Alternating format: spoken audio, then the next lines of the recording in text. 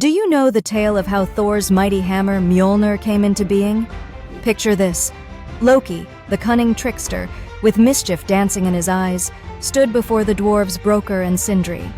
His voice was smooth as silk, his smile sharp as a blade. "I wager my very head," he boasted, "that you cannot forge a weapon mightier than any in the 9 realms." The dwarves, masters of the forge, glanced at one another, their faces lit by the glow of molten metal. Brokkr's eyes gleamed with quiet determination, while Sindri's hands tightened on the hammer at his side. They accepted the challenge, unaware that Loki's deceit would soon follow. As the forge roared to life, Sindri placed iron into the flames and spoke softly, "Do not cease the bellows, brother, no matter what may come." Brokkr nodded, his hands steady, as the heat of the fire blazed hotter, filling the air with the scent of smoldering iron. Loki, unwilling to lose, took the form of a fly, buzzing close. He struck, biting Brokkr's hand, but the dwarf, though his skin burned, did not falter. In the air around them, the forge hummed, sparks flying like stars, and from the flames emerged the beginnings of a treasure unlike any before. It began, as it often did, with Loki's mischief. The sly god had cut the golden hair of Sif, the wife of mighty Thor, thinking it a jest. But Thor's fury was no laughing matter, and the very skies trembled with his anger. To save himself from Thor's wrath, Loki swore he would make amends. "Fear not," Loki said, his voice like silk. "I shall fetch hair spun from gold, finer than the strands I stole."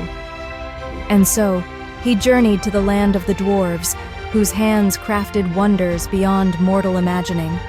Deep in their forge, amidst the heat and roar of the flames, Loki found the brothers Brokkr and Sindri, renowned among all who shaped the treasures of the gods. "I come with a request," Loki began, his eyes gleaming with mischief.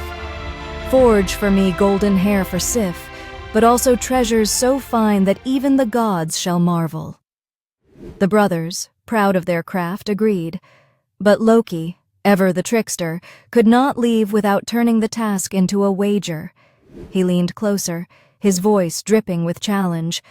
"You may be skilled, but I doubt even you can craft treasures to surpass the finest in Asgard. I wager my head that you cannot." Brokkr's eyes narrowed, and Sindri's hands stilled. "We accept," Brokkr replied, his voice as hard as the iron they shaped. Loki smirked, confident in his ability to escape, as always. Yet the forge's heat blazed brighter, the sound of hammers striking metal echoed louder, and in the air hung the tension of a challenge set in stone. The bet had begun. Brokkr and Sindri accepted the challenge, their eyes gleaming with the fire of ancient resolve. Silently, they led Loki down into the heart of their forge, where the flames roared and crackled like wild beasts eager to be tamed. The air was thick with the scent of molten metal and smoke, and the heat pressed upon them like a living force. Sindri, the elder of the two, placed a cold, heavy piece of iron into the glowing embers, his face set with deep concentration. "Keep the bellows blowing steadily, brother," he murmured, his voice calm yet commanding. "Do not stop, no matter what may come." Brokkr, his hands strong and weathered from years of toil, grasped the bellows with steady determination. The rhythmic whoosh of the air feeding the fire grew louder as the flames surged higher, casting flickering shadows across the walls. Sindri began to chant softly, his voice weaving the ancient spells that would bind magic to metal. But Loki, unwilling to lose his bet, slithered into the form of a fly, his eyes gleaming with mischief. He buzzed around Brokkr's head, his tiny wings beating with wicked intent, before sinking his sharp bite into Brokkr's hand. A wince of pain flickered across Brokkr's face, but he did not falter. His hands remained firm on the bellows, pushing through the sting as blood welled from the bite. "It will take more than this," Brokkr muttered through gritted teeth, his focus unbroken, as the fire continued to rage and the forging neared its completion. The first treasure was finished, a boar, golden as dawn, with bristles that gleamed like the rays of the morning sun. Gullinbursti, they called him, and his form shimmered with light as though he had been born of the very stars themselves. His power was unmatched, for no creature, neither by land nor sea, could outpace him. His hooves would beat the earth or the waves as swiftly as the wind itself. Loki, cloaked in the shape of a fly, perched nearby, his wings trembling with unease. He watched as Sindri returned to the forge, his hands steady, his eyes aflame with purpose. The dwarf placed more iron into the searing heat, his brow furrowed with concentration. "Do not cease the bellows," Sindri commanded, his voice firm as the forge itself. Broker, with hands stained from toil, pumped the bellows with the same unwavering rhythm as before, but Loki, desperate to disrupt their work, struck again. This time, he sank his sharp bite into the flesh of Broker's neck, harder than before. The dwarf winced as the pain shot through him, and a thin stream of blood traced its way down his weathered skin. Yet Broker did not falter. Gritting his teeth, his breath shallow but steady, he pressed on, the bellows rising and falling under his unyielding grip. From the roaring forge, there emerged a golden ring. Draupnir, it was called. Its surface gleamed with the glow of molten gold, and its magic was as deep as the oceans. Every 9th night, it would bring forth 8 more rings of equal beauty, a treasure that would multiply itself without end. Loki's heart raced as Sindri moved toward the forge, a gleaming piece of iron in hand. "This," Sindri declared, his voice filled with certainty, "shall be the one to seal our victory." The air in the workshop grew thick with heat as the fire roared to life, casting flickering shadows on the walls. Dwarves Broker, his face set with grim determination, worked the bellows, sending waves of blistering air into the flames. Sweat trickled down his brow, but his focus never wavered. Loki, now truly desperate, saw his last chance slipping away. In a flash, Loki became the fly once more. He buzzed frantically around Dwarves Broker's face, seeking a way to sabotage the work. With malicious precision, he bit down hard on Dwarves Broker's eyelid, sinking into the tender flesh. Broker winced, the pain sharp and immediate, his hand instinctively rising to swat the insect away. For a brief moment, the bellows slowed. The forge let out a sharp hiss, and a shower of sparks erupted into the air, as if the flames themselves recoiled at the disturbance. When the hammer was pulled from the fire, it was powerful, a weapon like none other. Its weight was immense, its head gleamed with the strength of 1,000 storms, but its handle, short, stunted, was a reminder of the brief moment Broker had faltered. Despite the imperfection, Sindri held the hammer aloft, its weight gleaming under the soft glow of the forge. His eyes shone with pride, and his voice, low and steady, echoed in the chamber. "This," he said, "is Mjolnir." The air around them seemed to hum with the power of the weapon, thick with ancient magic. "Though the handle is short," Sindri continued, "its might is beyond measure. One strike will shatter mountains, and no matter how far it is cast, it will return to its master's hand." In the dim light, Loki stood frozen. His heart thudded in his chest, the realization settling in like a cold fog. The treasures, the shining boar Gullinbursti, the magical ring Draupnir, and now the hammer Mjolnir, each a marvel of craftsmanship, each a symbol of unrivaled power. He swallowed hard. His clever tongue had led him here, and now his own head hung in the balance. As Sindri's words faded, Loki's confidence wavered. For all his tricks and schemes, he had lost the bet. He cast a glance toward Broker, whose eyes flickered with satisfaction. Loki knew that he was bound by his word, yet his mind raced. He would need more than wit to escape this time. Back in Asgard, the gods gathered, their eyes wide with wonder as they beheld the treasures laid before them. Sif's new golden hair gleamed in the sunlight, each strand catching the rays like threads of molten gold, flowing down her back as though woven by the sun itself. It danced with every movement, radiant and alive, a marvel of craftsmanship. Gullinbursti, the golden boar, stood nearby, its bristles shimmering like sunlight on rippling water, and its hooves seemed restless, eager to run, promising unmatched speed. Yet it was Mjolnir, the hammer, that seized Thor's gaze.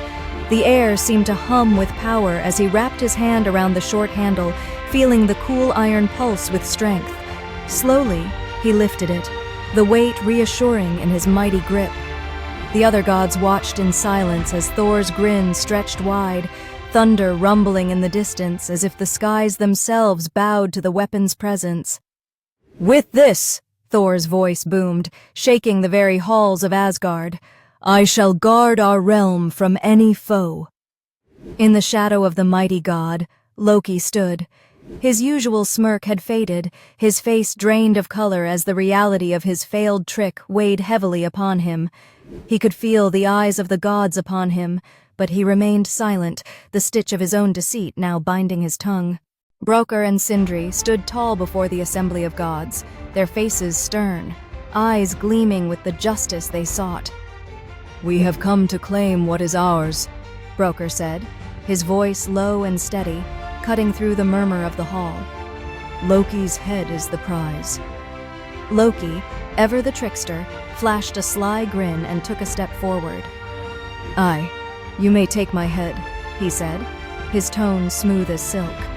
His sharp eyes flickered with mischief. "But touch my neck, and you violate the bargain. My neck was never part of the deal." The gods stirred, some chuckling at Loki's cleverness, while others looked on with stern faces. Thor's hand rested on Mjolnir, ready for the god's next move. For a moment, there was silence. Then Brokkr, his face hard as iron, spoke again. "You are indeed cunning, Loki, but you shall not escape so easily." He glanced at Sindri, who gave a silent nod. Turning back to the gods, Brokkr's voice rumbled through the hall. "If we cannot take his head, then we shall silence that treacherous tongue forever." Without hesitation, he reached for a needle and thread, his rough hands moving with surprising deftness. Loki's eyes widened as Thor seized him, holding him still. "No!" Loki struggled, but it was too late. The needle gleamed in the firelight, and with each stitch his mouth was bound shut, the trickster's protests fading into silence. The hall watched, the air heavy with finality. Thor, with a grin as wide as a thunderstorm, grasped Loki's arms, pinning him to the ground with the force of a mountain. Loki's eyes flashed with panic, his body twisting and turning like a snake caught in a trap, but Thor's grip was unyielding. "You've tricked your last, Loki," Thor muttered, his voice rumbling like distant thunder. Brokkr, the dwarf, approached with needle and thread, his eyes glinting in the dim light of the hall. He held the needle up, the tip gleaming as he began his grim work. "Stay still, trickster," Brokkr growled, his voice rough like iron on stone. Loki, his mouth twisted in a sneer, tried to speak, tried to wriggle free, but the gods only watched in amusement. As the first stitch pierced his lips, Loki let out a muffled groan, his eyes wide with disbelief. He squirmed harder, but Thor's mighty hand pressed him firmly against the cold ground. Each stitch was a reminder of his cunning gone too far, the thread pulling tight across his once silver tongue. The hall echoed with laughter, the sound sharp as a blade. For the first time, Loki, the master of words, was rendered silent. His lips sealed, his mischief bound, he could no longer spin his webs of deceit, at least for now. As the gods beheld Mjolnir, awe filled their hearts, for it was no ordinary weapon. The hammer gleamed with a fierce light, as if forged from the very core of a star, its weight heavy with ancient power. Thor stepped forward, his hand wrapping around the short handle that had once been seen as a flaw. But now, in the presence of all, it only added to the mystique of the hammer. He lifted Mjolnir high above his head, and the skies darkened, clouds swirling in response to his call. A deep rumble grew in the heavens, followed by a crack of thunder so fierce that it shook the roots of Yggdrasil, the world tree. The gods exchanged glances, their faces lit by the flash of lightning that followed. Truly, this hammer is like no other, murmured Odin, his one eye gleaming with approval. With Mjolnir in his grasp, Thor shall guard us all. The air hummed with energy as Thor held the hammer aloft, feeling its power course through him. I shall wield this with honor, Thor vowed, his voice echoing like the storm itself. No foe shall stand against Asgard while Mjolnir and I are one. As he brought the hammer down, the earth trembled beneath his feet, and the gods knew, without a doubt, that Mjolnir's power was unmatched, its legend destined to endure for all time. The tale of Mjolnir's creation speaks of the fine thread between cunning and consequence, where even the craftiest of schemes may unravel. Loki, ever the trickster, sowed mischief that led not only to his own punishment, but also to the birth of a weapon destined to shape the fates of gods and men. In the fiery glow of their forge, Broker and Sindri toiled, their hammers ringing out in rhythm with the heartbeat of the earth. As sparks danced in the dim light, the mighty Mjolnir took form, a weapon unlike any other, destined for the hand of Thor. Thor, the Thunderer, gripped the hammer and felt its weight, the power thrumming through the iron. With this, he rumbled, I shall defend Asgard and keep the realms in balance. The short handle, a flaw from Loki's meddling, did not diminish its might. In Thor's hands, Mjolnir would become the protector of worlds, its crash like the roar of storms, its return swift and true.